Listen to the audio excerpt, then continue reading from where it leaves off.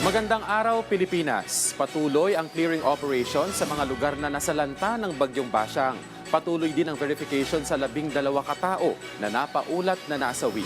Sa datos ng Office of Civil Defense, mahigit na sa 100,000 pamilya ang naapektuhan ng bagyo. Yan ang sentro ng balita ni Floyd Brents. Umabot na sa 12 ang bilang ng nasawi dahil sa Tropical Depression Basyang nitong Sabado matapos itong hagupitin ang Mindanao ng malakas na hangin at matinding pag-ulan. Karamihan sa mga nasawi ay naiulat sa Hilagang Mindanao o sa Region 10 na may 9 na katao. Isang reported na missing sa landslide ay natagpo ang patay na rin, habang isa naman na bangkay ay vina-validate pa. Ayon sa OCD, isang pamilya na may 4 na miyembro ang nailibing sa landslide sa Cagayan de Oro City, Misamis Oriental, habang 3 pang pagkamatay ang naitala rin sa Iligan City. Sa Caraga, 3 tao ang nasawi, 2 sa biktima ang nalunod sa Surigao del Sur at isa naman sa Agusan del Norte. Binigyan din ni OCD spokesperson Junie Castillo na ang lahat ng datos ay kasalukuyang sumasailalim sa masusing validation. Sa kabila ng matinding pagbaha, iniulat na humupa na ang tubig sa maraming barangay sa Caraga at Hilagang Mindanao.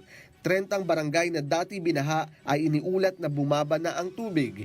Kasabay nito, isinagawa ng mga team ang clearing operations at mabilisang assessment ng pinsala at pangangailangan para matukoy ang lawak ng pinsalang iniwan ng bagyo. Kausap na natin ang mga LGUs na nangingi ng mag-assistance from the national government units at sa isinagawa ng pagpupulong.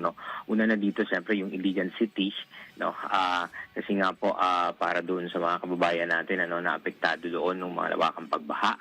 And then ganun din po siyempre yung mga apektado din natin sa ibang rehiyon din, ganun sa Caraga, ganun din itong sa Northern Mindanao pa. So far itong dalawa po we'll have to check also with the other LGUs kung ano pa yung mga pangangailangan nila. Apektado ng bagyo ang nasa mahigit 128,000 na pamilya o nasa mahigit 455,000 na katao sa 695 na barangay sa Western Visayas, Negros Island Region, Central Visayas, Davao at Caraga. Habang nasa 6,502 na pamilya o nasa mahigit 24,000 na individual ang tumatanggap ng tulong sa labas ng pansamantalang tirahan o sa mga evacuation centers. Patuloy ang rescue at relief operations habang sinusubaybayan ang sitwasyon sa mga apektadong lugar. Floyd Brents para sa Pambansang TV sa Bagong Pilipinas.